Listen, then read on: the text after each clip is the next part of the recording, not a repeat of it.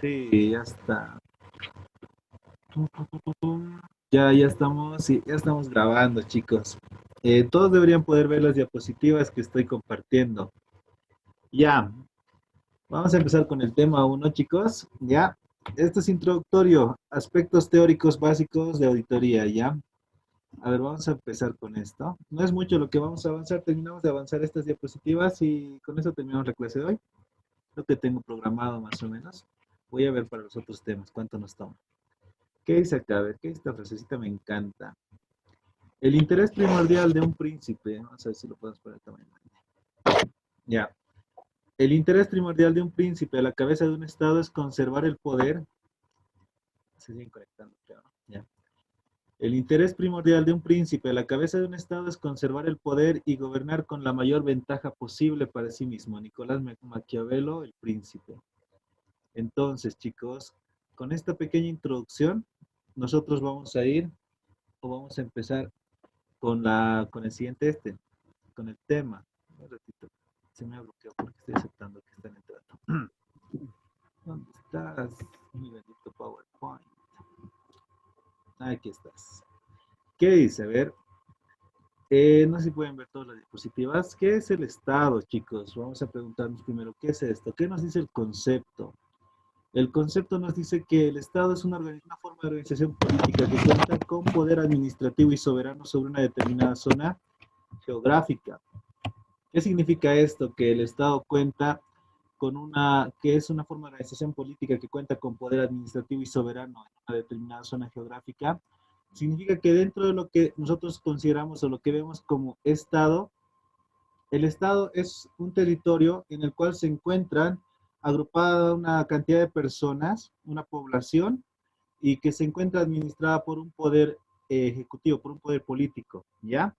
En este caso, chicos, cuando hablamos del Estado, el Estado se administra o está regulado por un poder ejecutivo, ¿ya? Por un poder ejecutivo, como ahorita estamos viendo, ¿no? Dentro del gobierno, dentro de lo que estamos viendo ahorita en el Poder Nacional, tenemos un poder ejecutivo que se encarga de administrar el gobierno, de administrar el Estado, pero además de lo que es el poder ejecutivo, dentro del Estado también tenemos un poder legislativo. El poder legislativo que es el que se encarga de elaborar las leyes.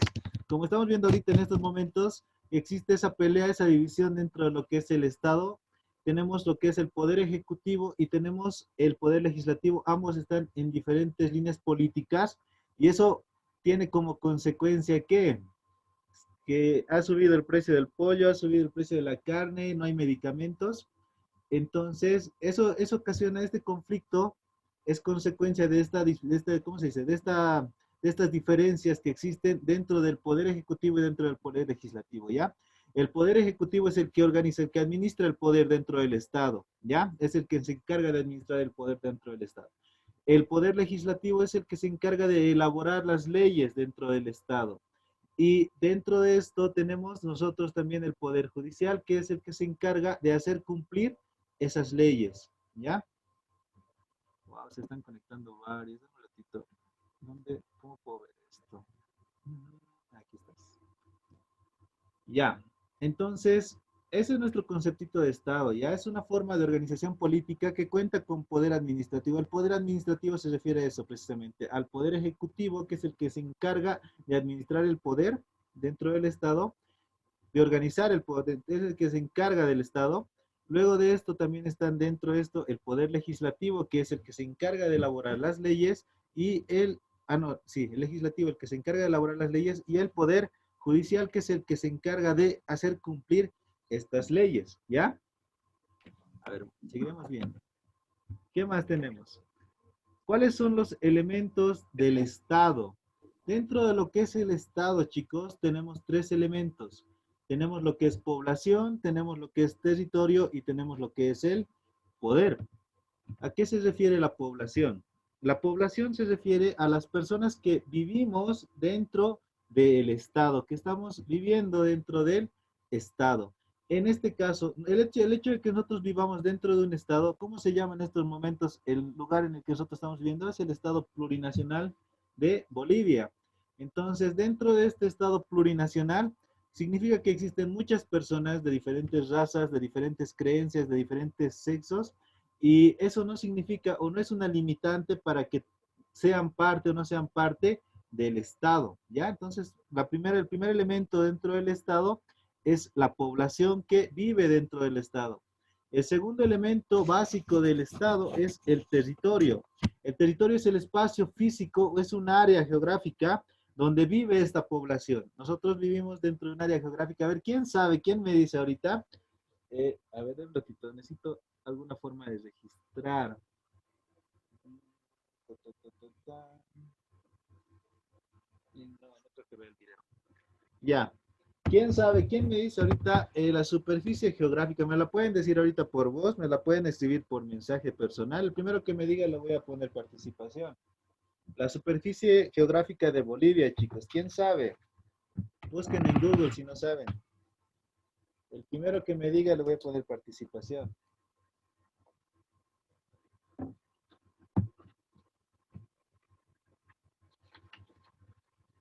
A ver. 10.099 millones de kilómetros cuadrados. No, pero quiero el exacto.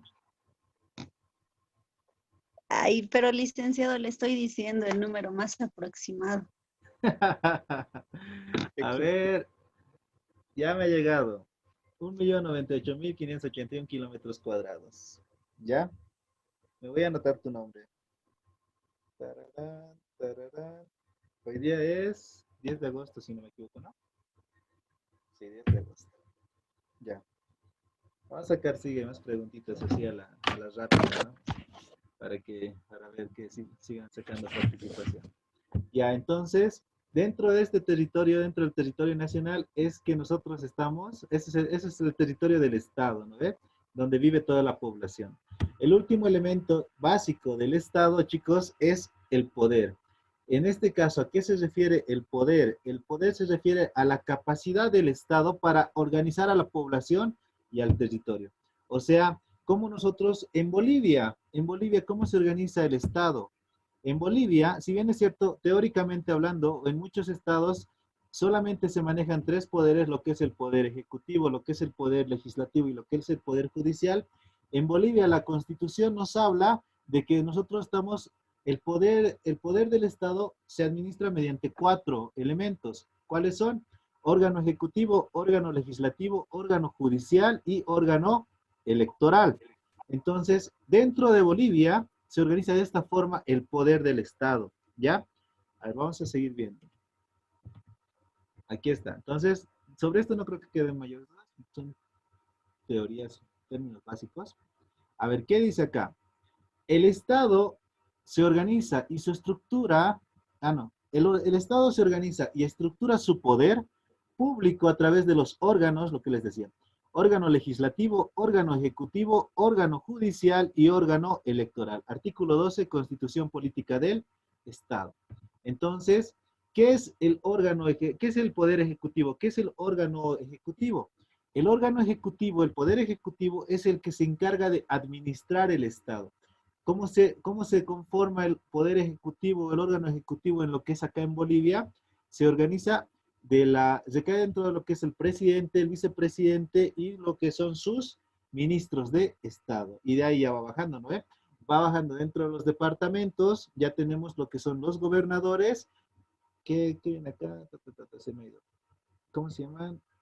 Si no me equivoco, asambleístas departamentales son los que, no, este es el tema legislativo, es decir, lo que son los gobernadores y lo que son sus directores, lo que es dentro de la alcaldía o las alcaldías, los municipios, están los alcaldes y sus, igual, direcciones, ¿no? Entonces, de esa forma, ese vendría a ser el poder ejecutivo dentro de lo que es el territorio nacional, dentro de lo que es Bolivia, ¿ya? Además de eso, tenemos el órgano legislativo, el poder legislativo. En Bolivia, en este caso, el concepto, ¿a qué se hace, a qué hace alusión? ¿A qué significa este órgano legislativo? Son los que se encargan de elaborar las leyes dentro del Estado. En Bolivia, quienes se encargan de elaborar las leyes dentro del Estado plurinacional es el Senado y lo que es la Cámara de Diputados. Dentro de lo que es el ámbito departamental, quienes se encargan de administrar o de elaborar las leyes departamentales son los asambleístas departamentales, y dentro de lo que son los municipios vendría a ser el Consejo Municipal. Entonces, de esa forma, estos órganos son los que se encargan de elaborar las leyes para cada entidad territorial. Si bien es cierto, también tenemos que tener en cuenta que en Bolivia, si bien también tenemos nosotros nuestra ley marco de autonomías y cada departamento, cada municipio se administra o se maneja de manera independiente dentro de lo que diga, o sea, dentro de sus leyes, siempre y cuando no vaya en contra de lo que dice la Constitución Política del Estado. ¿Ya? El órgano judicial es el en que se encarga de administrar la justicia dentro de un país y el órgano electoral es el que se encarga de supervisar las elecciones dentro de los países, ¿no? Y de emitir sus resultados. Acá en Bolivia manejamos esos 4 órganos de acuerdo a la Constitución Política del Estado. ¿Ya? ¿Qué más tenemos? A ver, ya. Otro concepto que tenemos que manejar, chicos. ¿Qué es el gobierno? Existe acá muchas veces como que te puede confundir los conceptos, es muy similar, muchas veces se confunde el concepto de lo que es Estado y lo que es el gobierno. El gobierno, cuando se habla de gobierno, el gobierno es una parte del Estado, ¿ya? Es una parte del Estado. Y el gobierno es el que se encarga de administrar sus poderes. ¿Cómo significa esto? Para hacerlo, para manejar otro tipo de ejemplo, uno más, ¿cómo se llama? Más eh, uno diferente, ¿ya? Uno más práctico, digamos. En este caso, el estado vendría a ser el lugar en el que ustedes viven, pónganse en la casa, en el departamento en el que ustedes viven, en su cuarto, etcétera. Ese es el estado, para ustedes, ese es el estado, es el territorio. Dentro de, estado, dentro de su estado, dentro de lo que el lugar donde ustedes viven, está la población, está esa población y el poder, ¿no? Quienes tienen ahí poder dentro de sus casas. Entonces, ¿quién es el gobierno dentro del estado donde ustedes viven, dentro de sus casas? El gobierno son ustedes, porque ustedes o son los que tienen el poder de decisión dentro del lugar donde ustedes están viviendo. En su cuarto asumo que ustedes deben ser los que tienen el poder, ¿no? De decisión. No creo que vayan a su casa o a su cuarto sus papás, sus mamás a revisar sus cosas y ordenar sus cajones, sus no sé qué cosas, ¿no? No creo que vayan. Pero en este caso, el gobierno, mientras mientras se encuentra dentro de sus funciones, el gobierno es el que se encarga de administrar los poderes. ¿Qué significa esto? Los gobiernos son pasajeros. Entonces, acá en Bolivia, ahorita vamos a ver el siguiente artículo, pero el gobierno es pasajero. Los gobiernos, al menos acá en Bolivia, es pasajero. Significa que cada 5 años hay elecciones y puede cambiar el sistema, el gobierno, el partido de gobierno que está encargado de administrar el poder del Estado. ¿No ven? Eso cambia, eso puede cambiar o puede mantenerse ¿cómo se dice? El mismo partido político que se ha encargado de administrar el gobierno. Eso va a variar dependiendo de las elecciones, todo ese tema político, pero es el que se encarga por un periodo limitado de administrar los poderes del Estado. Entonces, esa es la diferencia. En sí, el Estado es todo el conjunto, todo el globo, todo el cuarto, todo el lugar donde ustedes viven. Y el gobierno es el que está en esos momentos ejerciendo el poder. Es el que está ejerciendo el poder. Si en algún momento ustedes deciden mudarse, cambiarse de casa, irse a otro lugar, entonces el estado en el que ustedes estaban ya va a ser administrado o va a ser gobernado por otra persona. ¿No ven? Entonces ustedes ya van a ir a otro lugar y va a ser igual, diferente. O sea, porque están cambiando de territorio. Entonces, eso puede ser un ejemplo diferente, digamos, un poco más, un poco para variar el ejemplo, ¿ya? El concepto. De esa forma, entonces, vemos la diferencia. En Bolivia, ¿qué pasa? La República de Bolivia, eso es lo que dice la Constitución, la nueva Constitución de Política del Estado.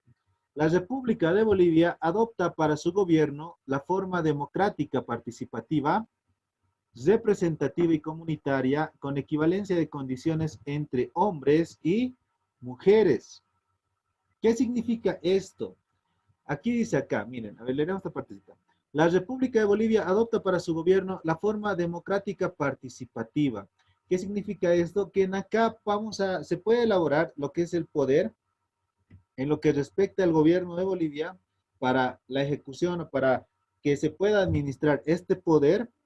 Primero tiene que existir esta situación, tiene que ser democrática participativa. O sea, acá pueden participar todos los ciudadanos primero.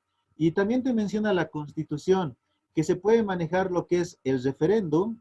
Ya hemos vivido un referéndum, si no me equivoco, el 2006, en el cual ahí se pueden establecer consultas a la población para aprobar algunos temas específicos, algunas consultas específicas. Luego de esto también existe otro tema que es la iniciativa legislativa ciudadana, cuando una persona va y proyecta o propone algo a a las entidades correspondientes legislativas para que se considere, ¿no? Es una iniciativa legislativa que nace de la población, de la ciudadanía. Luego, la revocatoria de mandato. Para los que están interesados en tener una vida política activa, no sabemos quién de ustedes, los que están acá pasando clases, pueden participar políticamente de forma activa los siguientes años. Es importante que sepan cómo se maneja esta situación de la revocatoria de mandato. Si no me equivoco, si es que se junta una cantidad determinada de firmas, entonces se puede pedir a la autoridad de turno que se les revoque de su mandato para mediante si es que ha sido electa, si es que ha sido un alcalde, si es que ha sido un gobernador, incluso el mismo presidente, si es que ha sido electo, entonces esto sí o sí es mediante referéndum.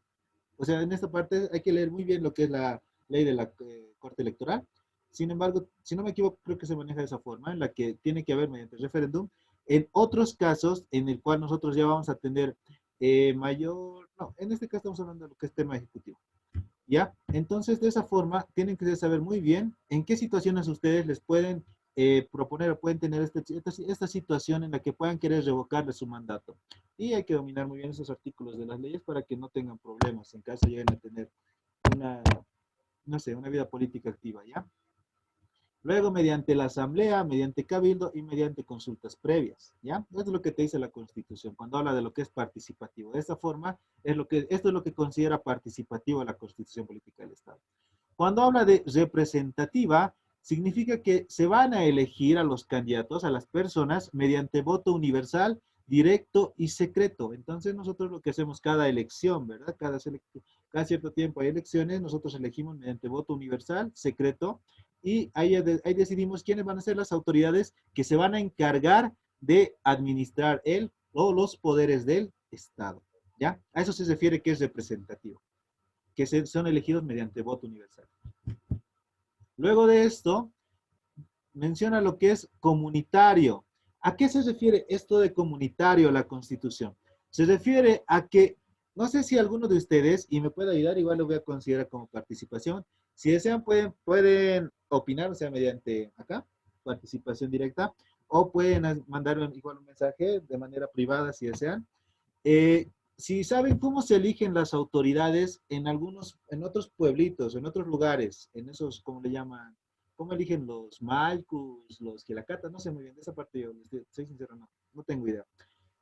Algo sí he escuchado, digamos que es diferente, que tienen ellos sus propias formas de elegir sus autoridades, pero si alguien tiene un poquito más de conocimiento y nos puede ayudar con eso, sería estupendo. Le voy a poner participación.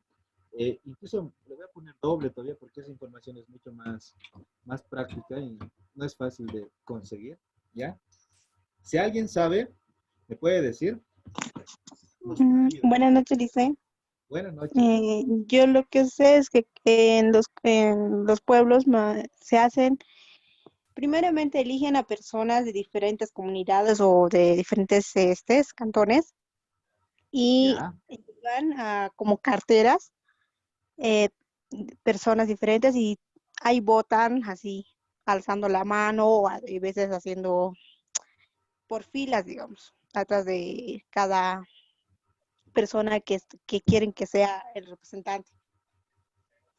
O sea, digamos, como que se reúnen y ahí eligen quién va a ser el representante más o menos de la comunidad. Sí, exactamente, hacen una reunión general Y de saben, todo. ya. ¿No sabes más o menos cada cuántos años hacen ese tipo de cosas? Eh, Depende, algunos tienen, por ejemplo, en mi pueblo se hace cada 2 años. Cada 2 años cambian de autoridades. Sí, exactamente. Ya. Estoy anotando, ¿ya? Tengo otra participación de un ratito. Si alguien más sabe, chicos, lo vamos a considerar. Mejor que vayan ganando puntitos desde ahora. Acá, ¿qué dice? Creo que se turnan por los años. Como en los pueblitos no hay muchas viviendas, todos están obligados a cumplir esa función. Ana levantó la mano. Ahorita te doy la palabra. Ya dame un segundito. En este caso, chicos, la verdad, les soy sincero, como les digo yo, mucho de eso no sé. Te voy a considerar la participación. Lo voy a volver a leer para todos, ¿ya, chicos? ¿Cómo funciona esto? ¿Qué dice acá la participación? Aquí tengo dos personas. Ahorita les voy a decir que, ahorita les doy la palabra. ¿Qué dice acá? Creo que se turnan por años. Como en los pueblitos no hay muchas viviendas, todos están obligados a cumplir esa función. Alguna vez he escuchado igual eso, de que se turnan, creo, para cumplir esa función. No estoy muy seguro, como les digo, alguna vez sí he escuchado. Primero ha levantado la mano Ana. Entonces, Anita, si nos puedes ayudar. Licenciado, buenas noches. Buenas noches. Bueno, a lo que le pregunté a mi abuelita, me acaba de decir que en Guanuni exactamente lo que ellos hacían era básicamente lo que han comentado mis compañeros, elegir a un representante, como son comunidades o pueblos pequeños, elegir a uno, pero no por ejemplo, digamos, que sea, no sé, digamos, el que tiene más dinero o el que más participa, sino es que sí o sí le tiene que tocar cada año, cambian. No, o sea, sí o sí tiene que tocarle a una persona diferente cada año y me indica también que se lo hacía cada 2 años. Ah, ya, ya. Entonces, a la fuerza, como son comunidades pequeñas, como nos decía tu compañera, rota el poder Sí, y sí o sí participan todos. Ah, interesante, che. Y sí, tengo sí otra o sí persona. participan todos. Ah, genial. Ya te he notado ahorita. Y tenía alguien más, Rick.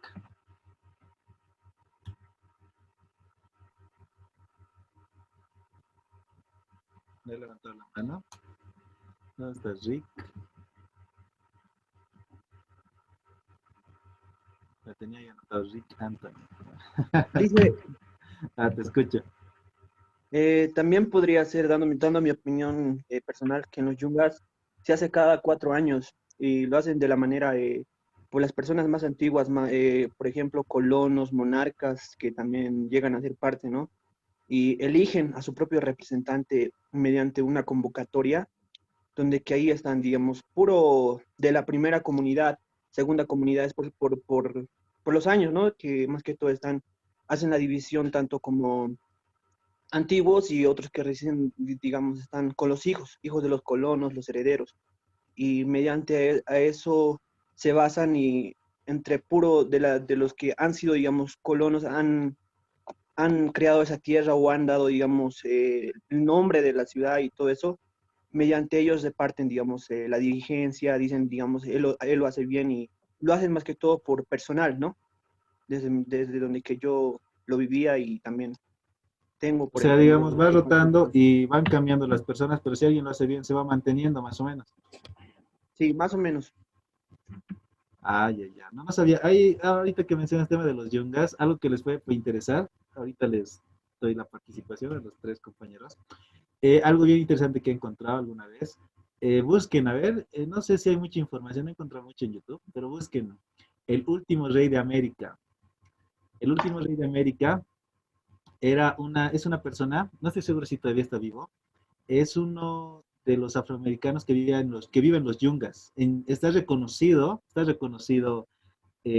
sea, no estoy seguro cómo es el tema, no me acuerdo bien ahorita de memoria, pero sí es reconocido, no me acuerdo si es a nivel mundial, no estoy seguro cómo es la cosa, sí es reconocido como rey, o sea, sí es reconocido como el último rey de América, porque ¿qué había pasado con la historia de esta persona? Esta persona, si bien saben todos, cuando estábamos en la época de la colonia, ¿verdad? Venían muchos esclavos de África y llegaban acá a Bolivia a explotar, a trabajar en las minas, ¿no? A hacer trabajo de acá de los, ¿cómo se llaman? Los criollos, etcétera. Entonces, cuando iban a hacer ese tipo de trabajos, dentro de lo que habían llegado acá los esclavos de África, habían raptado a uno de los hijos de un rey de África, no me acuerdo de qué lugar, y ha llegado acá. El rey pensaba que había muerto en allá, todo eso, pero resulta que sigue vivo. Ah, no, el rey, el último que era, esta última persona de la que les hablo, sí había muerto en su momento, pero su linaje, o sea, sus hijos, siguen, o sea, si siguen con su legado, y actualmente a la persona que está viva, a su hijo, al último ¿Quién? varón, lo siguen reconociendo como rey. A ver, busquen si les interesa. No he visto mucha información, pero sí hay que aquí en los Yungas, aquí en Bolivia, se encuentra todavía este último rey de América, el último rey de América. Antes de darles la participación, chicos, un ratito voy a leer lo que me han dicho. Lo que yo sé es que van rotando sus autoridades, como dijeron. Como no había muchas personas, todos están en la obligación de asumir alguna responsabilidad y se hace la rotación cada año. Genial, ya te he puesto. Tengo aquí 3 personas más y con eso lo cerramos, ya chicos, porque si no se va a terminar la hora hablando. Abimael, ¿Qué pasó? Dice, has levantado la mano. sí, he hablado ya, pero licenciado. ¿Has hablado? Su micrófono está abierto, Lick, de Abimen. Ya, lice. Perdón. No, no te he escuchado a ti, Abimael. Te he escuchado a Rick. No, yo era licenciado del RICE, no he participado. Yo era ese de los yungas y todo eso. Rodríguez. Ah, ya, súper. Luego acá Yo era tengo Rick licenciado. Martínez y tengo Guimar. Entonces, Abimael ya te tengo anotado.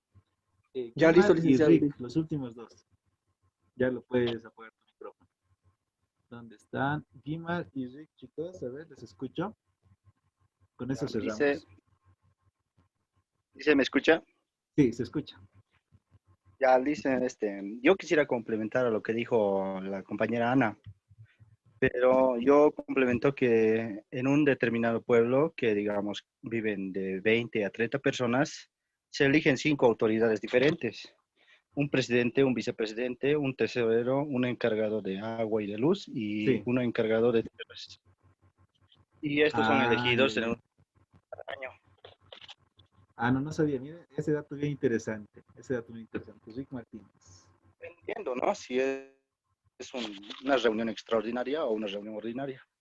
Hay veces algunos se salen o hay veces se continúa, digamos, con los Una mismos. preguntita respecto a esas reuniones. ¿Eso lo hacen en alguna casa, quedan? ¿O hay dentro de la comunidad algún lugar tipo un centro donde sí o sí van todas Comunidad las se le reuniones? conoce como sede, licenciado. Una sede. Hay una sede ya dentro de la comunidad. Y Debe ser la escuela, ¿no? tiene que pasar. Es Puede dentro ser de- una escuela, puede ser ya. la cancha, pero tiene que ser un lugar grande donde se reúnan las personas. Y si no Y tiene que van, ver si no participan, ¿hay alguna multa o alguna sanción? ¿Saben algo de eso? sí, hay sanciones. La sanción sería contribuir a la comunidad. Qué genial, Chechi. Me está aprendiendo harto de esto. Genial, gracias, Rick, ya te tengo anotado. Y por último tenemos a, aquí está, Guimar Salinas. Dice, ¿me escucha? Sí, te escucho. Bueno, dice, en mi caso, en el pueblo de mis papás, que es Caquiabirí, ellos eligen cada año a los maicus. Estos eligen más que todo, que son los pobladores, tienen sus terrenos o sus ganados o sus propiedades, estos que están afuera de los pueblos. Y más que todo, ellos tienen que cumplir como autoridad cada año. Ya. Interesante, o sea, se mantiene ese tipo, creo que acá en el altiplano debe mantenerse esa forma, ¿no? Tipo de elección muy similar en casi todos los lugares a lo que me han estado contando. Muy bien, chicos. ¿Por qué les preguntaba esto? ¿Por qué les decía esto? Gracias a todos por su participación, de verdad. Yo la verdad aprendí harto. He aprendido hartísimo. Y a toditos ya les he puesto la participación. ¿Saben qué voy a hacer? Voy a sacar una foto y lo voy a poner ahí en el grupo, ahí, para que no nos olvidemos. Ustedes tengan evidencia también. ¿Ya? Ahora, ¿cómo funciona esto? En acá, ¿por qué yo les decía? Denme un segundito. ¿Dónde estamos? ¿En qué punto nos hemos quedado? Nos hemos quedado en acá, ¿no? El estado, el órgano. En aquí nos hemos quedado. Ya vamos a terminar. Vamos a rápido. ¿Por qué les decía esto de lo tema comunitario? Porque si nos damos cuenta, nosotros estamos acostumbrados en lo que respecta a la elección de autoridades a una forma de elección, la forma democrática en la que vamos a votar a las urnas, que es la más común, que es la que nosotros conocemos, en la que participamos todos. Sin embargo, en las diferentes comunidades, para la elección de sus autoridades, existe diferentes formas de elección. Y esto la Constitución Política del Estado lo reconoce que cada comunidad elija sus autoridades de acuerdo a sus costumbres, de acuerdo a sus creencias, de acuerdo a lo que ellos ya tienen establecido. Por eso yo les preguntaba y la verdad nos ha ayudado bastante saber cómo se maneja este tema, la administración de los poderes, porque si bien es cierto, no es a nivel macro, es a un nivel más pequeño, pero sí se está administrando lo que es el poder dentro de la comunidad, ¿verdad? Y hay un tema bien interesante, esta partecita que dice la Constitución. Para las mujeres que les interesa participar en el tema político, en lo que es una vida política activa, siempre tiene, ¿no? Sus cosas buenas y malas, tema político. Procuren siempre tener una imagen, una buena imagen, porque después, si te vas mal, es feo. Acá, con equivalencia de condiciones entre hombres y mujeres. ¿Qué es lo que he logrado buscar? ¿Qué es lo que he logrado encontrar con este tema? Miren estos cuadritos que he encontrado, chicos. En acá, estos son datos de la CELAC, ya son unas, si no me acuerdo, es de la fuente de la CEPAL, que han sacado unas fuentes estadísticas a nivel Latinoamérica. Yo les he sacado la captura de pantalla de lo que es de Bolivia. Cómo está compuesto esto? En Bolivia, miren el porcentaje, esto es de las últimas elecciones, o sea, estamos hablando antes, o sea, que en estos momentos se encuentran vigentes a menos que hayan renunciado, ¿ya? Tanto titulares como suplentes. Estamos hablando de senadores jóvenes que son menores de 40 años. ¿Qué ven acá? El 17, pueden ver lo que estoy compartiendo, ¿verdad? El PowerPoint. ¿Alguien, Sí, alguna licenciado. novedosa? Sí, Sí, licenciado. chicos. Sí, genial. Entonces pueden ver el grafiquito, ¿no? ¿Qué dice acá? Que tenemos un 17% de personas que son menores de 40 años que son senadores en Bolivia. Y lo que respecta a diputados, tenemos un 26% dentro de lo que respecta al total. ¿Cuántos senadores, cuántos diputados hay? Ahorita de memoria no me acuerdo, pero creo que son 26 senadores, 133 diputados, aparte ahorita no me acuerdo. Si alguien sabe o encuentra el dato, nos ayuda, genial, proponemos participación, ¿ya? ¿Qué más encontraron acá? Acá.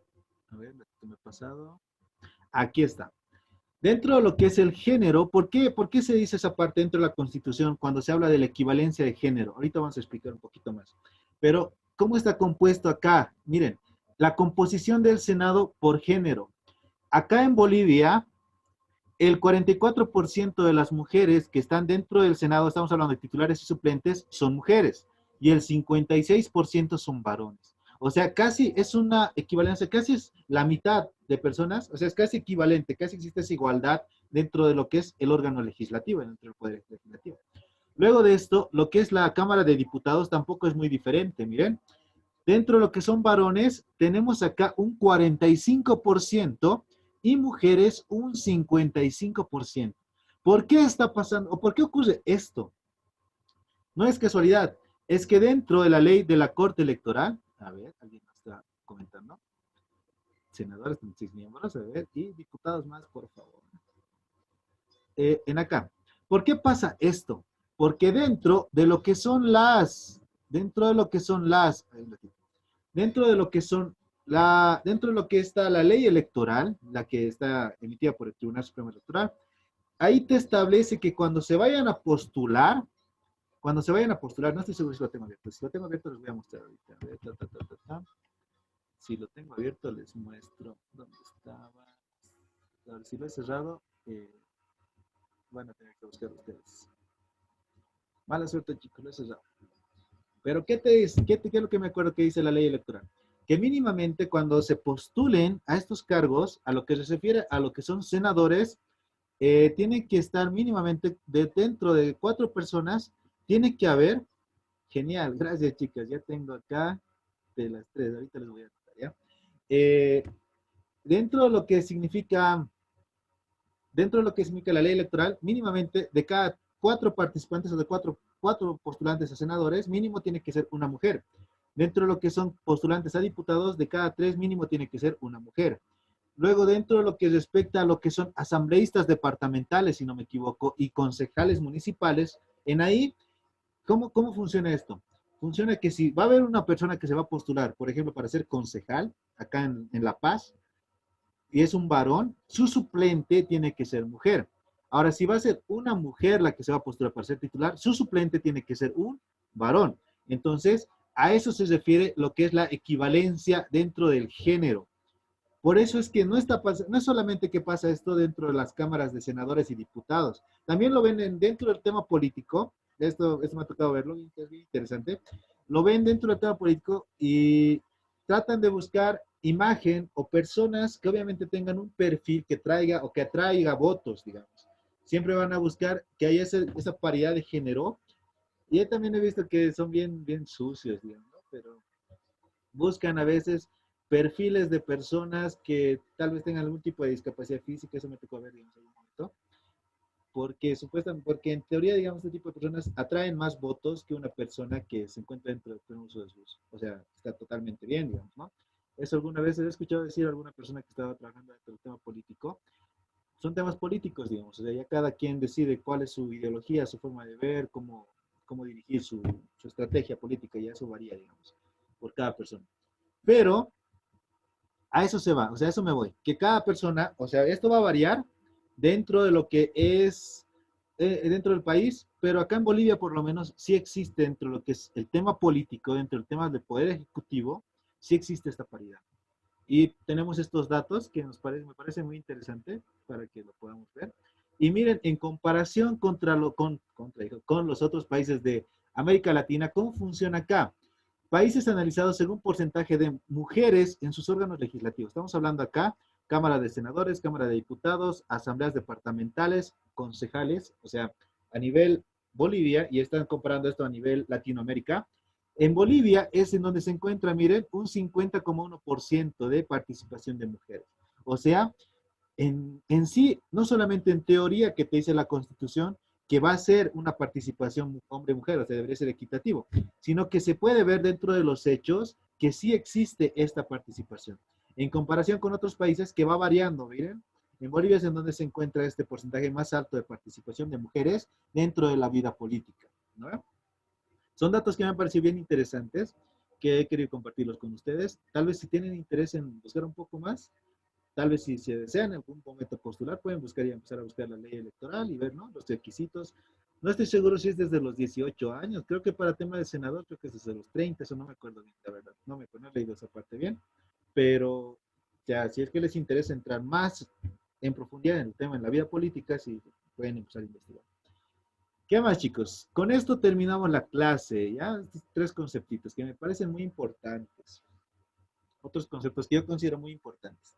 Dentro de cada país, chicos, dentro de cada país, esto no está dentro de nuestro PGC, pero me parece importante. Dentro de cada país se manejan diferentes políticas, ¿ya? Acá en Bolivia no son estas 3 solamente, o sea, se manejan diferentes políticas. Se maneja la política exterior, política alimentaria, política medioambiental, etc. Para mí, en lo personal, para nuestra profesión, me parece más importante esto, lo que es la política fiscal, la política monetaria y la política comercial. Primero, ¿qué es la política fiscal? La política fiscal se refiere al uso, a la generación de recursos, cómo nosotros generamos recursos dentro del país y cómo nosotros los utilizamos, ¿ya? Cómo generamos esos recursos y cómo los utilizamos. Han debido ver esto en auditoría tributaria. Solo vamos a explicar a modo de forma general. ¿Qué nos dice la constitución política de la política fiscal? ¿Qué dice acá? A ver, la administración económica y financiera del Estado y de todas las entidades públicas se rige por su presupuesto. Es lo que te dice el concepto, digamos, ¿no ve? Pero para explicarlo más fácil, ¿cómo se maneja esto de la política fiscal? La política fiscal, chicos, tiene 2 elementos, tiene 2 componentes bien importantes. Uno son los impuestos, ¿ya? ¿Cómo generamos recursos en un país? A través del cobro de impuestos. ¿Y cómo ejecutamos estos recursos? Gasto corriente, ¿ya? Gasto corriente. Entonces, acá se maneja esto. A ver, les voy a plantear, te voy a dejar compartir esto. Vamos a dibujar un pequeño Excel.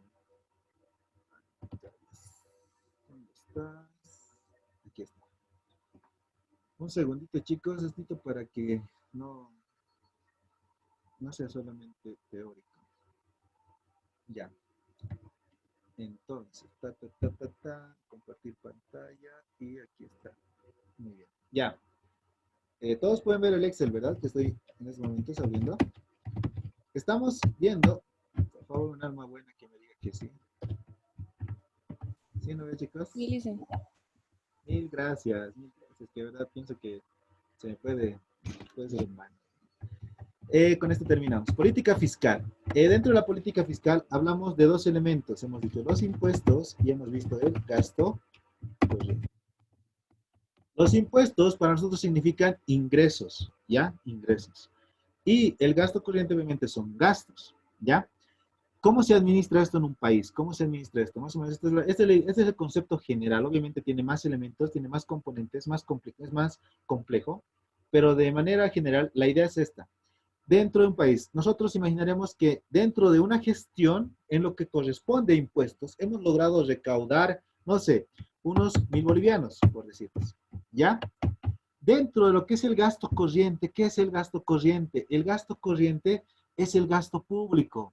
Es esos gastos que necesita el Estado, en los que eroga el Estado. Dentro del gasto corriente nosotros podemos ver dos tipos de gastos, dentro de lo que es el gasto corriente, dentro del gasto del Estado. Lo que se destina a la inversión, cuando hablamos de gastos destinados a la inversión, son estos recursos que se destinan para construir, no sé, carreteras, hospitales, o sea, cosas que van a generar retornos de efectivos, retornos de recursos. Eso es una inversión, va a generar algún tipo de retorno. Un ejemplo de una inversión acá en Bolivia, el tema del teleférico. Es un gasto que se ha incurrido, es una inversión en sí que se ha incurrido y está generando sus, ¿cómo se diría? Su retorno, está generando su retorno. ¿Por qué? Porque está generando utilidades la empresa y las utilidades que genera la empresa, de estas utilidades que genera, paga impuestos y de esos impuestos contribuyen al país para que se puedan seguir haciendo más gastos, ¿no? Eso es una inversión. Un tema es el tema de la inversión. El otro tema es el gasto corriente, el gasto corriente en sí. ¿Qué es el gasto corriente? Tema de sueldos, tema de pagos, gastos fijos para la administración del Estado. Estamos hablando de los ministerios, estamos hablando de los sueldos de los empleados públicos, o sea, todo lo donde el Estado va a pagar y no va a recibir algún retorno. Esos son gastos que ya no se van a retornar, o sea, que ya no van a retornar al Estado. Son gastos corrientes, ¿ya? ¿Qué significa esto? ¿Cómo se administra esto dentro de un Estado? Dentro de un Estado hemos generado como impuestos ingresos, obviamente, bueno, de esta forma, solo queremos esto para que no sea más complicada la cosa. Gasto corriente, hemos generado 1.000 bolivianos, o 1.000 millones, como ustedes lo quieran ver, de recaudación de impuestos. El gasto corriente, hemos gastado durante esta gestión, por decirles, 900, ¿no ven? En acá, 1.000 menos 900 nos da una, en teoría, utilidad de 100. Nosotros dentro de lo que es política fiscal no manejamos el término utilidad, manejamos dos términos, uno que es déficit fiscal y el otro es superávit fiscal.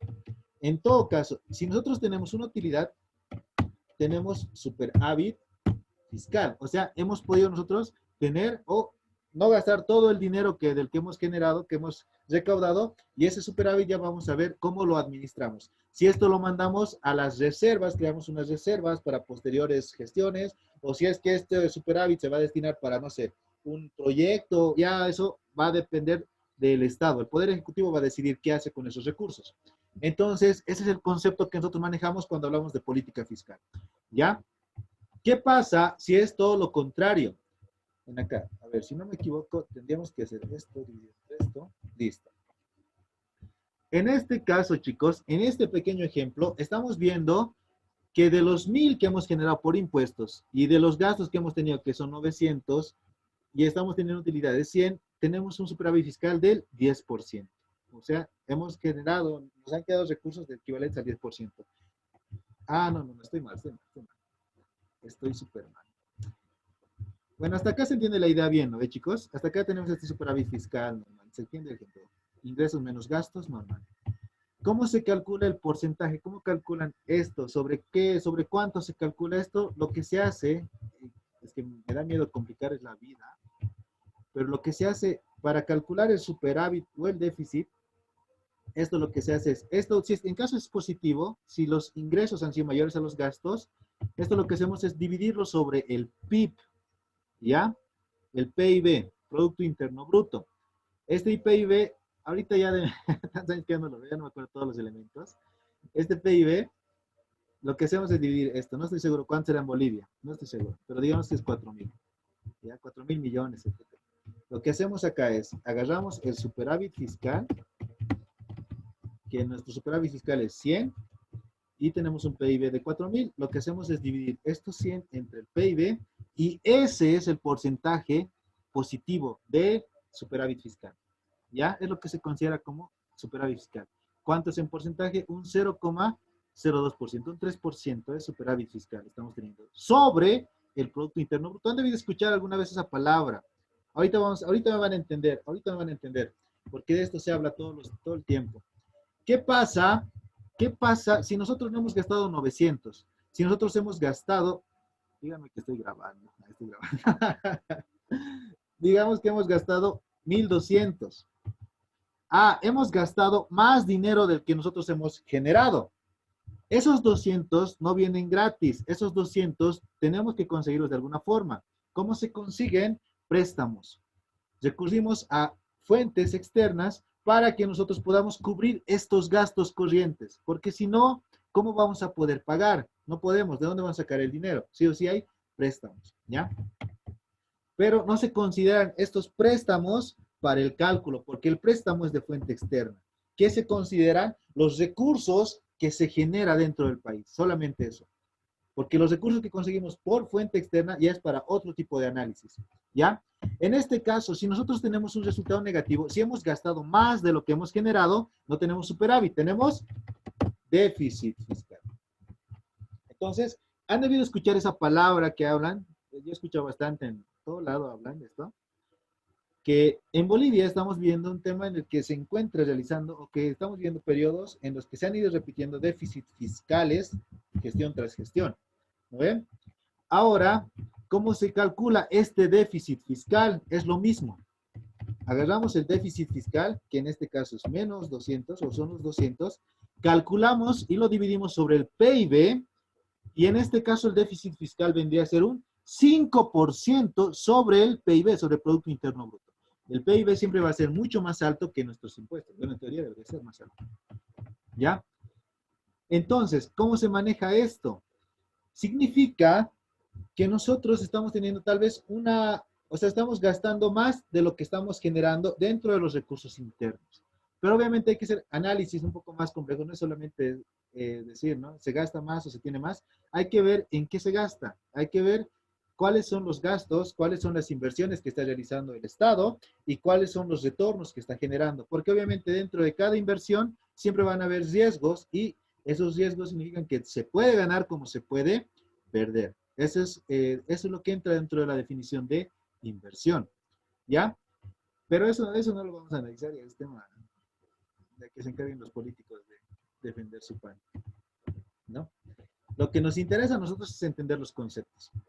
Impuestos y gasto corriente son elementos del déficit fiscal. Entonces, acá, o sea, tanto impuestos y gasto corriente son elementos de la política fiscal. Y si es que nosotros tenemos más gastos de los ingresos que los impuestos que hemos ingresado, tenemos déficit. Si tenemos más ingresos, si no hemos gastado todo, tenemos superávit. ¿No? Y esto siempre se calcula sobre el PIB para saber el porcentaje. Aquí en Bolivia no estoy seguro cuánto es el déficit fiscal.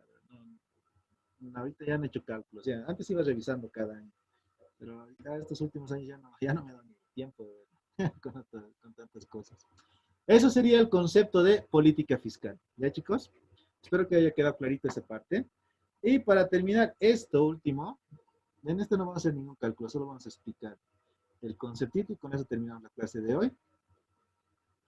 ¿Dónde está? Aquí está la política fiscal. Díganme que pueden ver. Sí, pueden ver. Con esto terminamos, chicos. No se me duerman, por favor. Ya. ¿Qué es la... Aquí está. El otro elemento, la política monetaria. Dentro del Estado igual tenemos este concepto de lo que es política monetaria. ¿Qué dice el concepto? Igual está en la Constitución Política del Estado.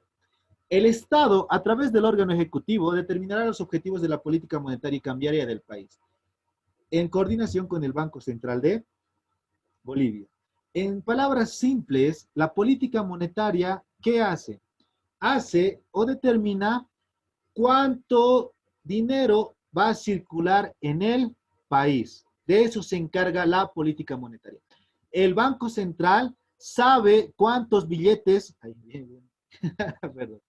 El Banco Central sabe cuántos billetes hay en circulación en el Estado. Por eso, cuando se habla de lavado de dinero, por eso cuando hay estos problemas en los que no se puede controlar, cuando hay falsificación de dinero, etcétera, afecta mucho a la circulación del dinero. ¿Por qué? Porque el Estado no, porque el banco maneja o hace los cálculos, las proyecciones en base a una información, a la información que ellos tienen proyectada, en base a los billetes, porque ellos manejan el control, tienen el control. Pero en caso de que no tengas, de que vayan estos vacíos, por decirles, entonces obviamente va a afectar a las decisiones que va a tomar el banco. Ahora, dentro de lo que es la política monetaria de un país, a ver, déjenme acordarme los conceptitos. Este sí ya no me acuerdo bien. Dentro de lo que es la política monetaria del país, la siguiente clase vamos a reforzar bien para que no quede ninguna duda, pero para terminar el concepto. Dentro de lo que es la política monetaria, el banco decide cuántos billetes se van a poner en circulación. Entonces, el banco decide el tipo de cambio que se va a aplicar en el país. El banco central es el que se encarga de administrar. Entonces, acá el concepto, ¿qué significa? Que el Banco Central no debería depender, debería ser un ente independiente que no debería estar bajo la, ¿cómo se diría?, presión del poder político. ¿Por qué? ¿Qué pasa si en algún momento no existe suficiente dinero en efectivo o sea, ¿cómo les digo? El tema de la economía es muy extenso, ya, para explicarlo en unos minutos. Pero ¿qué pasa si nosotros, por ejemplo, ya no podemos generar recursos? ¿Cómo nosotros sabemos, cómo se maneja, cómo ustedes saben que el tipo de cambio se puede mantener? O sea, ¿cómo es esto de por qué el tipo de cambio se mantiene fijo? ¿Por qué no varía como en gestiones o en años anteriores? ¿Qué es lo que motiva? ¿Qué es lo que origina esto? Existe un ahorro que tiene el Estado, que son las reservas internacionales. Entonces, las reservas internacionales son ese colchón, son ese ahorro que ustedes se ponen dentro de su almohada, debajo de su colchón, que cada día unos 10 pesitos se van ahorrando para alguna emergencia, justo como lo que está pasando ahora. Y para esa emergencia, cuando caiga el precio del dólar, cuando caiga el precio del petróleo, cuando caiga el precio de las materias primas, cuando nosotros tengamos que, hayamos asegurado un mercado, no sé, con Argentina, con Brasil, y de por sí, por decisiones políticas, ya no podamos vender, etcétera. Cuando por X o Z motivos, del dinero que estaba ingresando al país, porque todo el dinero que ingresa al país no entra en bolivianos, entra en dólares. Entonces, el tipo de cambio que manejamos nosotros es todo el dinero que vamos a generar por lo que vamos a vender a otros países van a ser en dólares. Ese dinero que va a ingresar se va a cortar si es que nosotros en algún momento baja algún precio, ya alguien ya no nos quiere comprar, etc. Puede haber N factores, ¿ya? Eso significa ¿qué? Que vamos a recibir menos plata. Entonces, ahí es donde entran las reservas internacionales. Si en algún momento es como decir, ustedes están trabajando y ha pasado esto de la pandemia y les han dicho en su trabajo, ¿sabes qué? Nosotros ya no te podemos pagar lo que te estábamos pagando, te vamos a dividir el sueldo a la mitad y eso depende de vos si quieres seguir trabajando o ya no quieres seguir trabajando, más o menos. Entonces, ¿ustedes qué deciden en esta situación? ¿Deciden seguir trabajando o deciden buscar otro trabajo? Algunos van a decidir buscar otro trabajo, arriesgarse, pero durante el periodo que van a buscar otro trabajo no van a tener ingresos. ¿Con qué van a vivir? Con sus ahorros. Otras personas van a seguir aceptando esas condiciones e igual van a generar, pero menos ingresos. Igual van a seguir utilizando sus ahorros en caso de que tengan que gastar más cosas. Entonces, ahí es donde, ese es el concepto. O sea, las reservas son esos ahorros que nos ayudan en caso de que pase alguna situación en la que se necesite ese dinero. Pónganse que la gente se alarma y vaya al banco o a todos los bancos a retirar su dinero en efectivo, porque dicen que el boliviano ahorita vale 6 pesos, pero el día de mañana se va a perder su valor y va a valer, no sé, va a ser unos 20 pesos, cada boliviano va a ser equivalente a $1. ¿Qué van a hacer todos? Van a ir a los bancos a retirar sus ahorros y van a querer hacer cambiarlo en dólares, porque les va a convenir. Como lo que estaba pasando en Argentina. Cuando yo he viajado, ¿qué año he ido? El 2013, el tipo de cambio en Argentina era 9 pesos. O sea, había dos tipos de cambio. El oficial, que era 6, y el tipo de cambio del mercado negro, que era 8, 9 pesos, hasta 10 pesos. Y ahora, ¿cuánto está el peso argentino? No sé, si alguien sabe, igual, le voy a anotar. Si me dicen, anoto. Si no me equivoco, no es 100 pesos, debe ser, es harto, no me acuerdo. Sé que es más de 100 pesos. Imagínense ese cambio radical. ¿Por qué ha pasado esto en Argentina?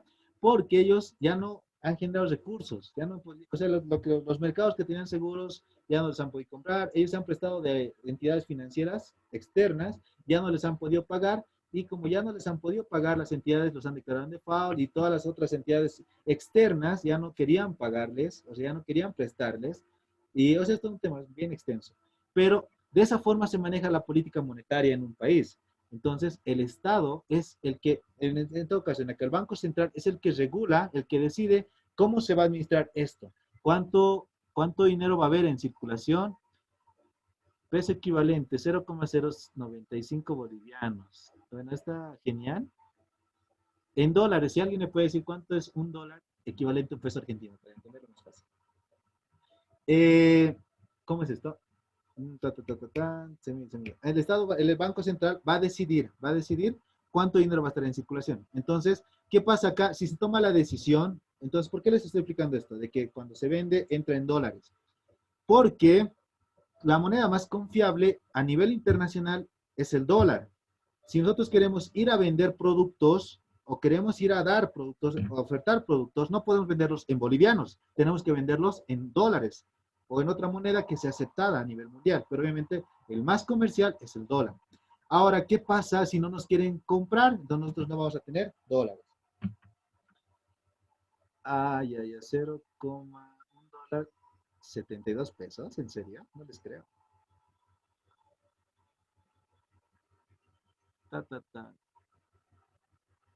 Un boliviano equivale a 10 pesos argentinos. Bueno, eso está mejor. Ya les voy a anotar a todos los que me han mandado, ¿ya? Entonces, ¿por qué les digo esto? ¿Qué pasa si nosotros perdemos esas fuentes de ingreso externas? ¿Qué decisión tiene que tomar el banco? El banco tiene que tomar la difícil decisión de que, como ya no hay dinero, tienes que reducir el gasto público, o bien tienes que, ¿cómo se dice? Como han hecho en Argentina y Venezuela. Tienes que imprimir más dinero, pero ¿qué va a ocasionar que se imprima más dinero del que debería estar circulando? Va a ocasionar que ya se origine una inflación. Entonces, la política monetaria de un país origina esto. Entonces, la cantidad de dinero que está en circulación determina ¿cómo se dice? La estabilidad del país monetario en cuanto a lo que se refiere al tema monetario. ¿Ya? Más o menos de esa forma general. Hay un par de conceptitos más que ahorita no me acuerdo el nombre, y para no confundirles lo voy a buscar para el miércoles y ahí les voy a explicar mejor.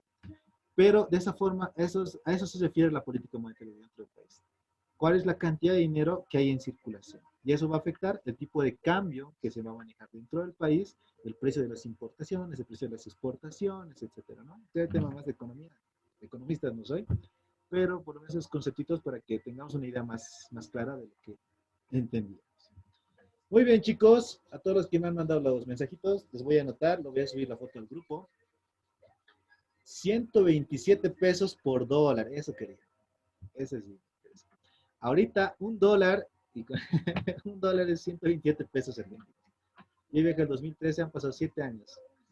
De 8 pesos a 127 pesos, chicos. Un dólar. Imagínense cómo están las cosas. Hay un tema más que es la política comercial, pero eso no tengo ahorita la diapositiva. Lo voy a preparar para la siguiente clase. Muy bien, chicos. Con eso terminamos la clase de hoy. ¿Ya? Con eso terminamos la clase de hoy. Voy a dejar de grabar.